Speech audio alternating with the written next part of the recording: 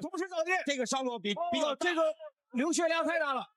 我们看看，应该是哇，这个口子开的实在是太大。究竟发生了什么，让中国选手大开杀戒，把对手打得满脸鲜血，顶着10公分的伤口泪洒当场？原来在赛前，这位外国选手竟恶意敲中，同时嘲讽中方选手，完全把擂台规则放在眼里。对此，中方选手吕振宏也是霸气回应：赛前因为对手体重没降下来的原因，差点放弃了这场比赛。对手，我说没事儿，抄一抄无所谓，当然继续打就可以。对，因为我想拿到这条决赛，所以我不想放弃这个机会。因为这个叶夫根尼在赛前称重的时候是严重超重啊，对，是应该被取消比赛资格的。好的，各位朋友们，今天我们来看的这场比赛是一场中俄大战。这边出场的就是刚才严重超重的俄方选手叶夫根尼。在这场比赛中，他直接超出了3.8千克，完全不把对手和擂台规则放在眼里。这个体重已经跨越到下一个量级，在赛前就已被判定严重违规。本来要取消的比赛，在中方选手吕振宏的强烈要求下才得以保留。主要还是因为吕振宏为这场比赛准备了许久，在最后一刻被取消，实在太过遗憾。他相信凭借自己的实力能够啃下这块硬骨头。另一边，这个叶夫根尼不但严重超重，还羞辱中国选手，称来一个中国人他打一个，来2个打一双。本身就超重的他更是信心十足，叫嚣着要把中国人打进棺材里。如此嚣张的选手，我们中方选手吕振宏自然不能放过他，一定要让他尝尝中国功夫的厉害。好的，观众朋友们，第一回合正式开始，吕振宏对阵叶夫根尼。本场比赛的话分为3个回合，每回合5分钟，也是一场超长时间的持久性大战。本场比赛，蓝方选手为吕振宏，蓝色裤子来自中国；另外一边，红方选手叶夫根尼，红色裤子来自俄罗斯。一回合，两人不断的试探，双方换腿，不断低扫。我们能够看到，在第一回合中啊，还是打得比较谨慎的，毕竟对手啊超重了这么多，吕振宏一定要小心一点。有这样一个处罚也是对的，对，因为我们在第一时间的。单从块头来看的话，吕振宏个子要高一点，不过对手的肉是要多一点的。毕竟超重了3.8千克，这几斤肉啊就能帮助他成为抗打的一个资本。低扫不断追打，现在叶夫根尼拿到擂台的中心，吕振宏也没有放松警惕，站立不错，感觉很好。两人在争夺比赛的主动权。换拳，吕振宏示意说地下有点滑啊，这应该是之前遗留下来的一些水痕。比赛继续。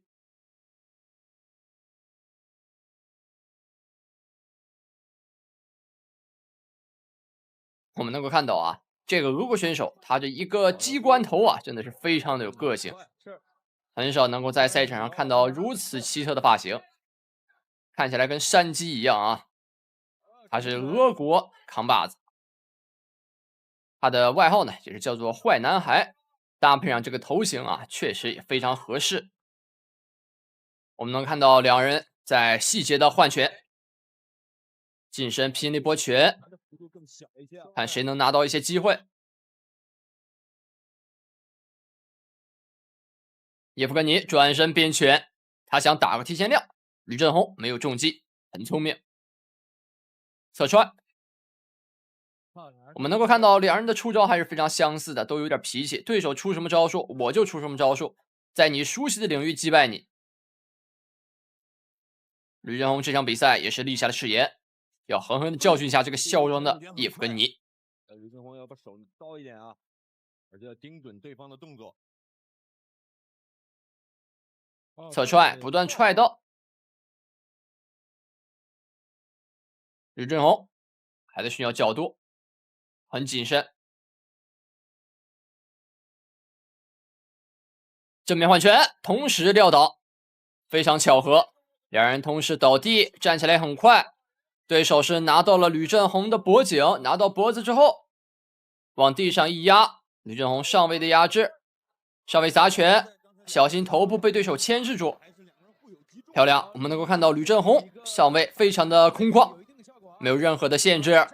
对手又来了，想抓胳膊来十字裤，吕振宏反应很快，拿到对手的后背，往身后一躺，现在从背后缚住了对手。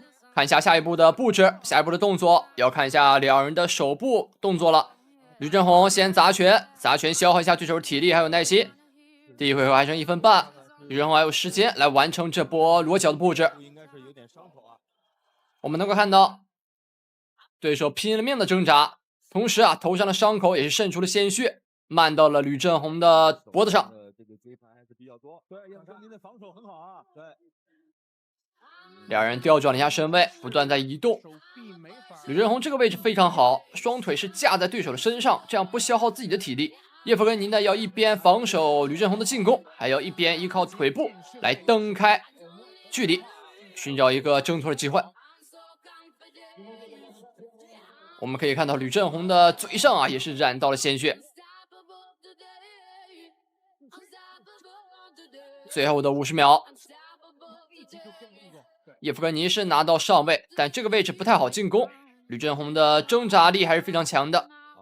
现在是上位侧身位，吕振宏这个位置还在挣扎。最后的35秒，上位砸拳，在这个角度我们能够看到叶夫根尼脑袋上的伤口，就是这个口子流出了鲜血。可能有点头发还好一点啊，没头发真的是太容易受伤了。作为一个格斗选手来说，他这也算是一个劣势。10秒钟，头部的侧面啊，上位砸拳，最后10秒钟，第一回合，两人在地面缠斗还是很激烈，想要拿脖子没给到机会，吕振宏拿到上位压制。那来到第2回合，在上一回合中啊，两人打的已经非常激烈了，同时在末尾也是给我们展现了一波地面格斗。在第2回合中，吕振宏的打法风格肯定会有所改变。在第1回合啊，更多的是试探，漂亮，在对手出拳的瞬间补上一腿，这是一发迎击腿，前后手再加中扫组合技，非常熟练。在上一回合中，对手脑袋出血了，我认为啊，瞄准的脑袋打绝对是一个突破口，这头上完全没有一点防御，受力面积大，好击打，摆拳拉开距离。吕振宏还是想靠自己的臂展啊，来拿到一些中距离的优势。对手虽然说体重比较重，但是个子不高啊，他这个臂展也没那么高，中距离还是我们占优。边腿不断在拉扯，转身后蹬，这个位置很突然的一击，感觉可以抓一些机会。屏息高扫，吕振宏在第2回合的中段还是很保守的。看下叶夫根尼还是向前压制，他占据了擂台的中心，但占据擂台中心，他的进攻没有什么有效进攻，那相当于白占领了。回到擂台的中心，吕振宏正面的1对1单挑，两人都在内圈，不敢出手啊。吕振宏在等待对手露出破绽，漂亮，后手迎击再加膝顶，大炮拳也打出，台下观众的欢呼声非常给力。大家也都明白这场比赛对吕振宏意味着什么，是他期待已久的冠军金腰带，也是他准备了半年多的一场比赛。临了了，对手突然超重，硬着头皮来打这场比赛。其实从这一点我们能看出来对手叶夫根尼的一些小心思，要么你跟我打，我利用超重拿到优势，要么你就不跟我打，浪费你的时间，我自己跨量继续打别的比赛。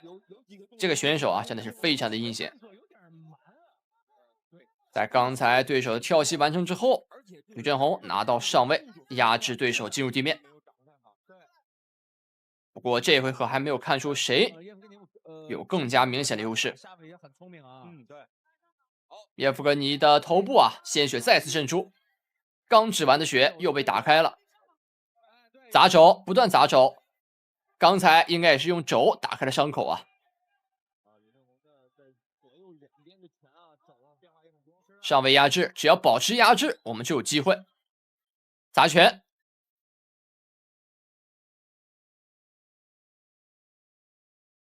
只要保持压制就好了。先打腹，再砸肘，肘击不断打到头部啊，这可以说是一个非常狠的绝招了。